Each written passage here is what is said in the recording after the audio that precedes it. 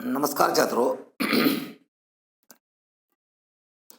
पिछले लेक्चर में हमने भाषा विज्ञान और साहित्य, भाषा विज्ञान और व्याकरण, इन दोनों का संबंध जो है, भाषा विज्ञान और साहित्य का क्या संबंध है और भाषा विज्ञान और व्याकरण का क्या संबंध है, इसके बारे में चर्चा की थी। छात्रों, आज के इस लेक्चर में हम देखेंगे भाषा विज्ञान का समाज विज्ञान के साथ क्या संबंध है। छात्रों, मनुष्य सामाजिक प्राणी है। भाषा विचार विनिमय का सर्वोत्तम साधन है। इसलिए भाषा को अद्यतन सामाजिक वस्तु भी कहा जाता है।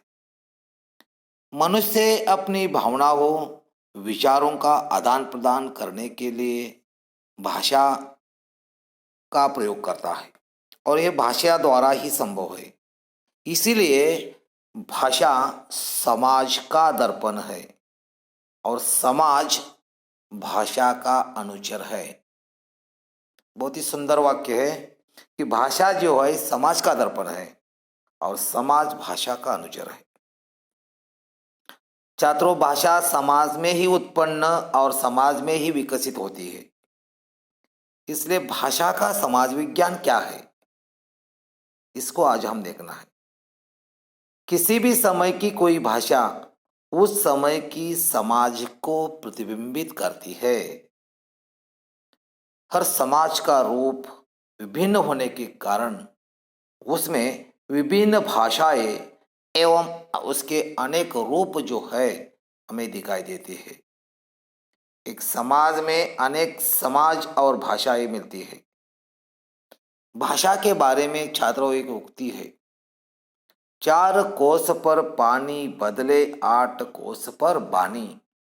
यानी 4 कोस पर पानी का स्वाद बदलता है, उसी प्रकार भाषा जो है, वाणी यानी भाषा जो है, वह भी क्या कि बदलती हुई, परिवर्तित होती हुई हमें दिखाई देती है। विशिष्ट शब्द विभिन्न भाषा में विभिन्न तरह के द्योतक होते हैं।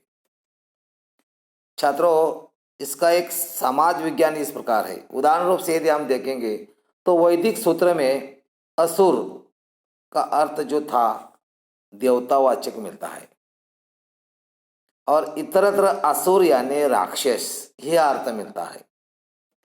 संस्कृत में ये यज्ञ अच्छे अर्थ में प्रयुक्त है तो पाली में बुरी अर्थ में इस्तेमाल किया है। इस प्रकार के शब्दों द्वारा सामाजिक जीवन, रीति नीति की जानकारी हमें प्राप्त होती है। छात्रों, सामाजिक सभी अंगों का अध्ययन समाज विज्ञान में होता है या समाजशास्त्र में होता है। बोली, परिनिष्ठित भाषा, राष्ट्रभाषा, राज्य भाषा, विश्व भाषा आदि भाषाओं का विकास कैसे हुआ, ये हमें समाजशास्त्र बताता है। इतना ही नहीं बल्कि समाज के प्रचलित शब्दों द्वारा समाज में कैसे शब्द प्रचलित हुए हैं आदि का विवरण भी वह क्या करता है कि प्रस्तुत करता है। जैसे छात्रों, उदाहरण के रूप में यदि हम देखेंगे तो हिंदी क्षेत्र में पति पत्नी के लिए मियाँ बीबी, माता के लिए अम्मी जान आदि शब्द मुस्लिम प्रभाव से आए हुए हमें दिखाई देते हैं।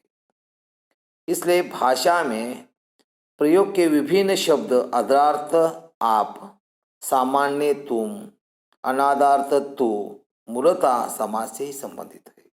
अतः इनका अध्ययन भाषा विज्ञान समाजशास्त्र के बिना नहीं कर सकता। इस प्रकार भाषा विज्ञान के लिए समाजशास्त्र का ज्ञान नितांत आवश्यक है।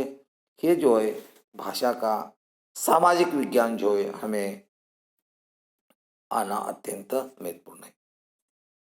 इस प्रकार छात्रों, भाषा विज्ञान और समाज का जो है अंत संबंध जो है हमें दिखाई देता है।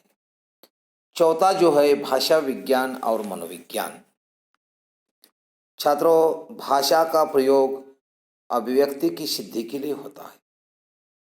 हम अपनी भावनाओं को अभिव्यक्त करते हैं भाषा के द्वारा और भाषा का प्रयोग अभिव्यक्ति की सिद्धि के लिए होता है और अभिव्यक्ति का संबंध मनोविज्ञान से होता है। भाषा विचारों की वाहिनी है और विचारों का सीधा संबंध हमारे मस्तिष्क तथा मनोविज्ञान से है। भाषा की गुत्थियों को आंतरिक दृष्टि से सुलझाने में भाषा विज्ञान मनोविज्ञान का सहारा लेता है। विशेषतः अर्थ विज्ञान तो पूर्णतः मनोविज्ञान पर भी अवलंबित तो होता है। इसके अतिरिक्त वाक्य विज्ञान, रूप विज्ञान तथा ध्वनि परिवर्तनों में भी मनोविज्ञान बहुत सहायता करता है। अशोभन प्रयोग के स्थान पर शोभन प्रयोग चलते हैं। जैसे छात्रों देखिए, चूड़ी फूटना, मैदान जाना, पाव भारी होना, गंगा नहा जाना आदि उनकी व्याख्या मनोविज्ञान के आधार पर होती है। भाषा की उत्पत्ति और प्रारंभिक रूप की जानकारी में ही मनोविज्ञान, विशेषतः बाल मनोविज्ञान बहुत सहायता करता है। दूसरी दृष्टि से भाषा विज्ञान भी मनोविज्ञान की कम सहायता नहीं करता। मनोविकृत व्यक्तियों के मनोविश्लेषण में भाषा विज्ञान से पर्याप्त सहायता मिलती है। भाषा विज्ञान के आधार पर ही एक मनोविश्लेषक रोगी मन की मानसिक गुत्थियों और ग्रंथियों को सुलझाकर उसे स्वस्थ बनाता है। दोनों के इस घनिष्ठतम संबंध के कारण ही मनोविज्ञान को एक नई शाखा विकसित हुई है, जिसे मनोविज्ञान हम कहते हैं। छात्रों, मनोविज्ञान और भाषा विज्ञान, क्योंकि आप देखिए कि मानवीय मन का उल्लंघन जो है वो करना बहुत दुर्लभ बात है, और भाषा जो है मानवीय मनोविज्ञान के माध्यम से क्या करते हैं, क्या हम अभिव्यक्त होते हैं। हाल ही में मैंने उदाहरण के रूप में आपको बताया था कि चूड़ी फूटना, मैदान जाना या पाव भारी हो जाना, गंगा ना, इसके मनोविज्ञानता के आधार पर यदि हम देखेंगे तो हमारे मन पर एक विशेष प्रकार का आघात जो है ये शब्द जो करते रहते हैं। इसीलिए भाषा विज्ञान और मनोविज्ञान का जो है गहरा संबंध जो है हमें दिखाई देता है। बस छात्रों, आज की इस लेक्चर में भाषा विज्ञान और समाज विज्ञान और भाषा विज्ञान और मनोविज्ञान, इन दोनों विज्ञानों का क्या संबंध है, समाज विज्ञान का और मनोविज्ञान का भाषा विज्ञान का क्या संबंध है, इसको आज के पीरियड में हमने देखा है।